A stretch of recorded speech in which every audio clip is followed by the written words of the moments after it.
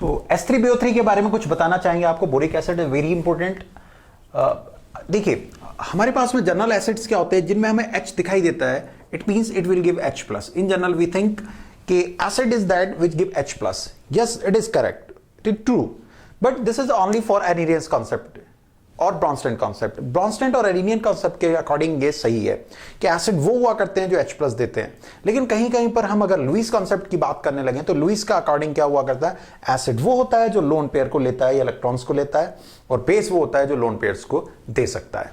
तो इसी के कॉन्सेप्ट में अगर हम बात करें, ये देता है H3PO4 की बात करते हैं तो ये आपका क्या करेगा, ये हमारे पास में अगर हम बात करते हैं इसकी तो ये कितने देता है, 3H प्लस देता है, 3H प्लस को आपको देगा ये।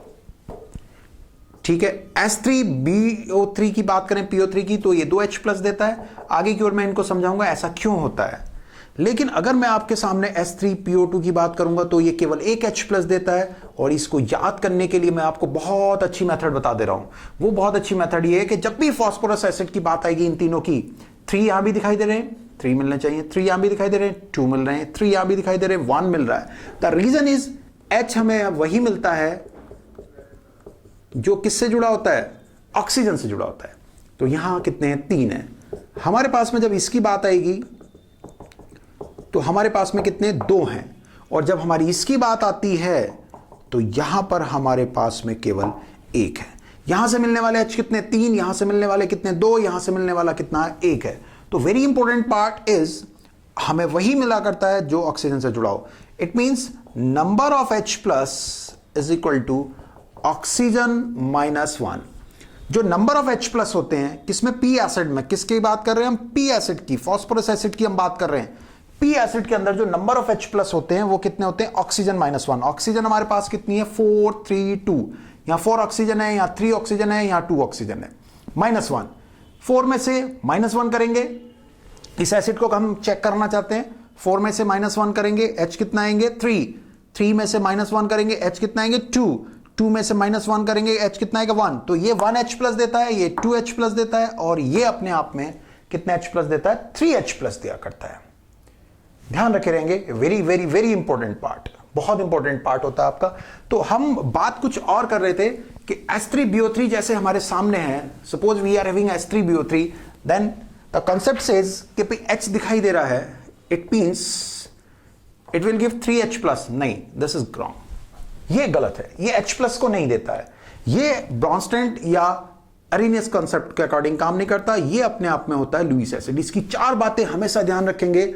लुईस एसिड है, OH माइनस रिसीवर है, रिसीव करता है।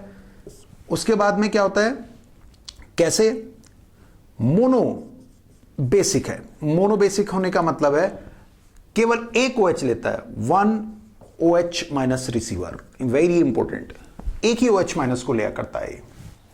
ठीक है, अगर इक्विवेलेंट वेट निकालने की बात आई तो मॉलिक्यूलर वेट डिवाइडेड बाय 1, एक OH को लेना।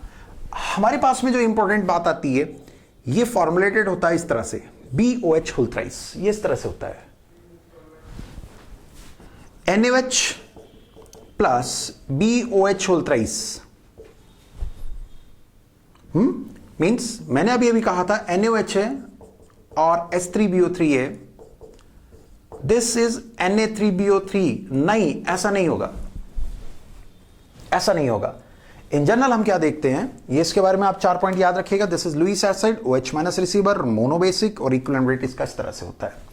ठीक है, इन जनरल हमारे पास में क्या होता है कि जब भी हम किसी एसिड को अपने सामने बेस से रिएक्ट कराते हैं, सपोज करिए NaOH is the base and H2SO4 is there, it becomes Na2SO4 plus H2O। Balance नहीं कर रहे हैं, क्या होएगा, H हटेंगे Na लग जाएगा, H हटेंगे Na लग जाएगा।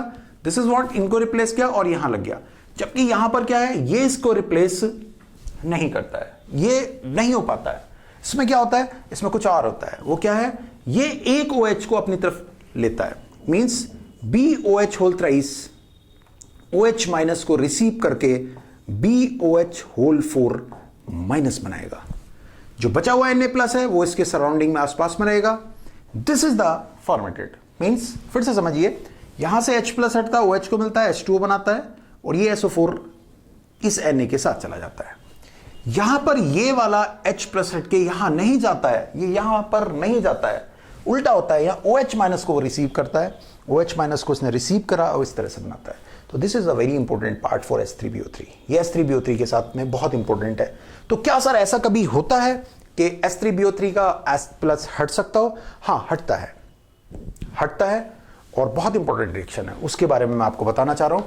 ये थोड़ा सा आपको समझ में आया होगा। ये OH माइनस को रिसीव करता है। सबसे बड़ी बात है, यहां पर इसका हाइब्रिडाइजेशन होता है sp2 और इस जगह पर इसका हाइब्रिडाइजेशन हो जाता है sp3, एक ऑर्बिटल का इंक्रीमेंट हो जाता है, जो मैंने आपको नोट्सों में मटेरियल में जो मैंने आपको पैकेज दिए हैं उनके अंदर आपको ये मैंने सब समझा रखा है। मतलब हाइब्रिडाइजेशन भी इंक्रीज हो जाता है इस वाले केस में, जबकि औरों में ऐसा नहीं होता है। तो कौन सी ऐसी रिएक्शन है? एक रिएक्शन है H3BO3 अगर इथाइल अल्कोहल की प्रेजेंस में होगा, ठीक है, तो ये ग्रीन एच फ्लेम से जला करता है। ग्रीन एच फ्लेम ये है होल थ्राइस B, ये बन जाता है, ग्रीन एच फ्लेम होती है। और इसके ऊपर मैं अगर NaOH की रिएक्ट करता हूं तो C2H5OH ये 3 मॉलिक्यूल्स को लिया करता है। कैसे लेता है?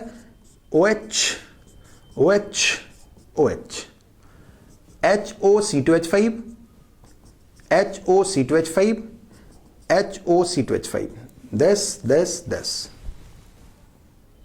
इसके कारण ये वाटर मॉलिक्यूल्स को रिमूव करता है, 3 वाटर मॉलिक्यूल्स को रिमूव करेगा, ये कंपाउंड बनाएगा। ग्रीन एच फ्लेम से जलना, ग्रीन एच से ध्यान रखना, ग्रीन एच से अगर कोई अल्कोहल के साथ होता है दैट इज ऑलवेज H3BO3।